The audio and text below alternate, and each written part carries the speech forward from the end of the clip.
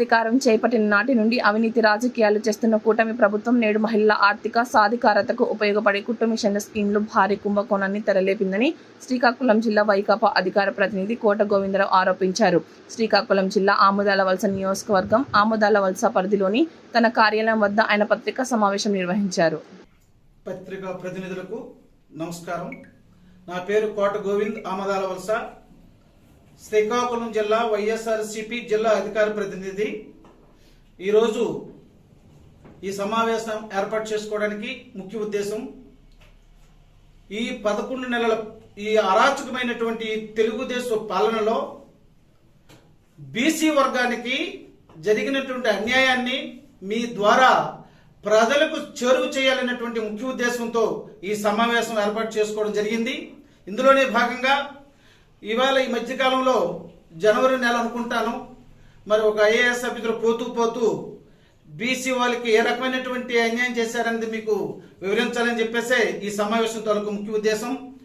బీసీల పేరుతో 235 కోట్ల భారీ స్కాము ఈరోజు ఈ రాష్ట్రంలో మన కళ్ళ ముందే కనిపిస్తూ ఉన్నటువంటి స్కాము.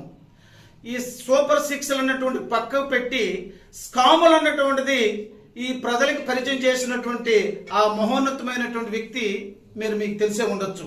ఏంటంటే కుట్టు మిషన్లు పంపిణీ మరియు ట్రైనింగ్ కోసం మరి ఈవేళ మొత్తంగా ఈ రాష్ట్రంలో 1,00,000 మందిని లబ్ధిదారుల్ని ఓ టెండర్ అన్నటువంటిది వాళ్ళు ఏర్పాటు చేయడం జరిగింది. అందులో భాగంగా ఆ కుట్టు మిషన్ అన్నటువంటిది 4,300 రూపాయలు మిషన్ ఖరీదైతే దానికి శిక్షణ ట్రైనింగ్ ఇవ్వడానికి ఒక 3,000 రూపాయలు ఆ కాంట్రాక్టర్కి చూపించారు. అయితే అంత 7,300 రూపాయలు. ఒక మనిషికి 7,300 రూపాయలు ఖర్చు అయితే దాని టోటల్ మొత్తం కార్యక్రమం దానికి 230 కోట్ల ప్రాజెక్టు ఈరోజు ఈ రాష్ట్రంలో ఎంతటి దౌర్భాగ్యమైనటువంటి పేదవాడు కడుపు కొట్టి దాన్ని ఎవరెవరికి జోబులకు నింపిందో ఆ అమౌంట్ని సామాన్య ప్రజానీకానికి చెరువు కావాలన్నటువంటి ముఖ్య ఉద్దేశంతోనే ఈరోజు మీకు ఈ సమావేశాన్ని ఏర్పాటు చేయడానికి ఇది ఒక కారణం. అయితే నేనేమంటున్నానంటే ట్రైనింగ్ స్టార్ట్ అవుద్ది, అది చూసినారు కాదు, ఆ మోసంలోనే కూడా దొంగలో గజి దొంగ.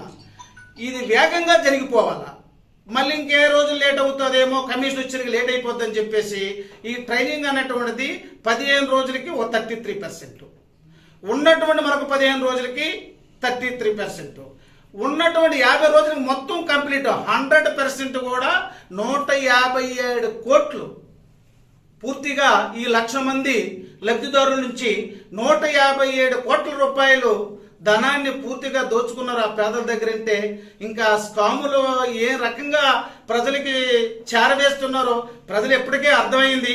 మరొకసారి మన నుంచి మనం ఏం చేయగలం, వాళ్ళు చేసే పనులు మీ ద్వారా. అందుకే అన్నారు రవి ఇరుంగున చోట కవి ఇరుంగునని. మరి ఈవేళ మీరు ఎక్కడ ఏం జరుగుతుందో మాకంటే ఎక్కువ మీకే తెలుసు కాబట్టి దయవుంచి మిమ్మల్ని కూడా నేను అభ్యర్థిస్తుంది ఏమిటంటే ఏమి జరుగుతుంది, ఈ రాష్ట్రం ఎటువైపు పయనిస్తూ ఉంది అది మీరు గమనించి సామాన్య ప్రజానీకానికి చేరువ చేస్తే పరోక్షంగా పాలకుల కంటే మీరు ఎంతో వాళ్ళకి చేయూతనిచ్చిన వాళ్ళు అవుతారని చెప్పేసి రెండోసారి కూడా తప్పు చేయడానికి నేనేమంటున్నానంటే రెండోసారి వాళ్ళు తప్పు చేయడానికి భయపడతారు.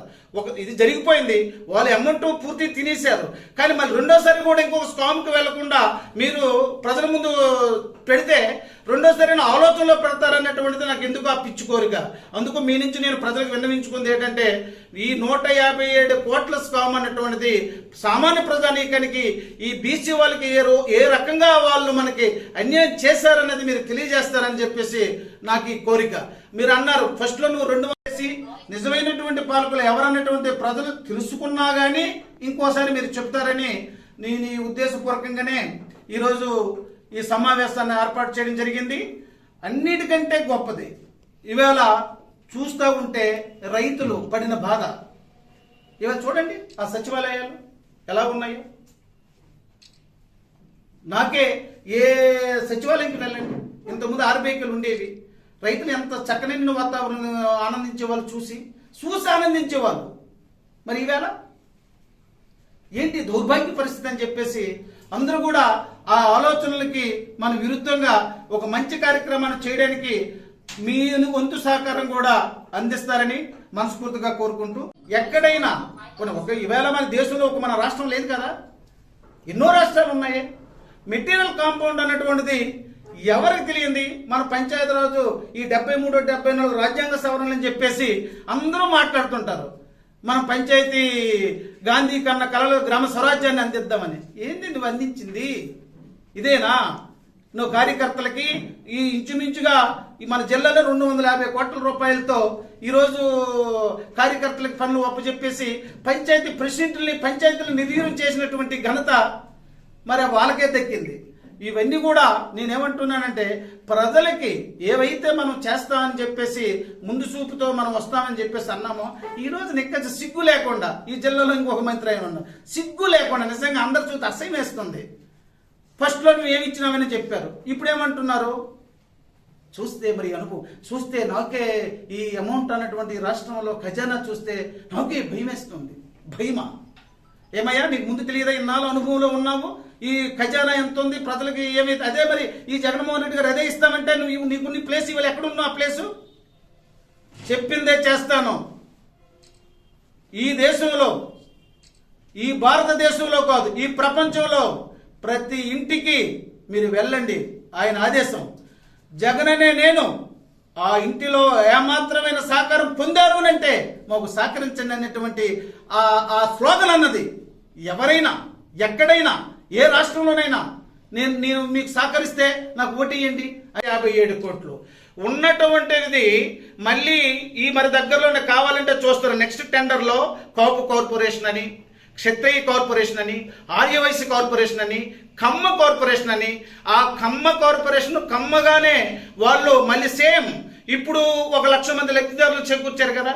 నెక్స్ట్ ఈ 5 పొదలు 50,000 మందితో మళ్ళీ అదే కార్యక్రమాన్ని వాళ్ళకు కూడా పంగనామాలు పెట్టడానికి సిద్ధంగా ఉన్నారు.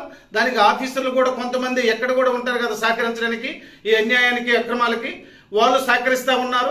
ఈ ఇరువురు కూడా ఏకమై ఈ సామాన్యటువంటి వాళ్ళకి పుట్టు మిషన్ చూస్తూ ఉన్నాం. ప్రతి గ్రామంలో కూడా ఆ తల్లి ఏదో పుట్టు మిషన్లు చేస్తే ఆ నెలకి ఎంతో కొంత సంపాదిస్తూ ఆ పిల్లలకి వాళ్ళు సరైనటువంటి రీతిలో ఈ జీవనం సాగిస్తారనేటువంటి ముఖ్య ఉద్దేశంతో వాళ్ళు అరువులు చాచుకుని ఉంటే వాళ్ళకు కూడా ఇంతకంటే దౌర్భాగ్యం చూడండి. మనం ఏదో ఒక కోటేశ్వరం ఒక పెద్ద కాంట్రాక్ట్ నేను ఇచ్చాను, ఈ ప్రాజెక్ట్ ఇచ్చాను, ఆ కాంట్రాక్ట్ దగ్గర నేను 50 కోట్లు తీసుకున్నానంటే మనం ఎలా ఉన్నాం? సామాన్యులు వాళ్ళ దగ్గర కూడా కూలు చేసుకొని జీవనం సాగిస్తా ఉన్నటువంటి కుటుంబాల దగ్గర కూడా సిగ్గు లేకుండా నిజంగా ఇంతకంటే దౌర్భాగ్యం. అంటారు అనుభవం ఉంటే ఏదైనా చేయొచ్చని, మరి అనుభవాలు దీనికి పనికి వచ్చినా ఏంటో నాకు అర్థం అవ్వట్లేదు. సామాన్యంగా మనం ఏమంటున్నట్టు ఏదైనా ఆయన అనుభవం రా అంటాము, మరి స్కాములకి అనుభవం ఏంటో అనేది మరి మీరే ఆలోచన చేయండి.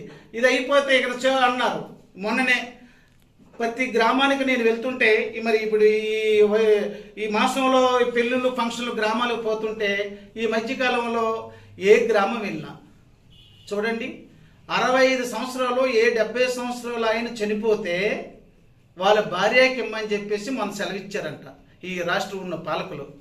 ఏమండి 49 సంవత్సరాలు చనిపోయిన వాళ్ళు ఎంతమంది ఉన్నారు? 59 సంవత్సరాలు చనిపోయిన వాళ్ళు ఎంతమంది ఉన్నారు? అయితే వాళ్ళు భర్తలు పెన్షన్కి అర్హత కాకపోతే వీళ్ళు ఆ విడోలు కాదా, ఆ వితంతువులు కాదా? ఇంతటి దౌర్భాగ్యం ఈ రాష్ట్రం ఈ దేశంలో ఎక్కడైనా ఉన్నదంటారా? పెన్షన్ ఎవరైనా కానీ ఈవేళ అంత నీచంగా చూస్తూ ఉంటే ఆ సచివాలయంలో వాళ్ళు అడుగుతుంటే మేమేం చేస్తాం, ఆ లాగిన్కి వాళ్ళు పంపించట్లేదు, మీలాగే మేము కూడా సఫర్ అవుతున్నాము, మేము బాధపడుతున్నాము. గ్రామాల్లో చూసి ఆ నిరుపయోగులకి కనీసం పెన్షన్ మనం ఇవ్వలేకపోతున్నాం అని చెప్పేసి మాకు సెల్ఫ్ ఫీలింగ్ ఉంది. అరే ఇంత చేసి వాళ్ళకి నిజమైనటువంటి పేదవాళ్ళకి మనం అందించలేకపోతున్నాం అని చెప్పేసి ఆ సచివాలయం ఉన్నటువంటి ఎంప్లాయర్స్ కూడా బాధపడతా ఉన్నారు.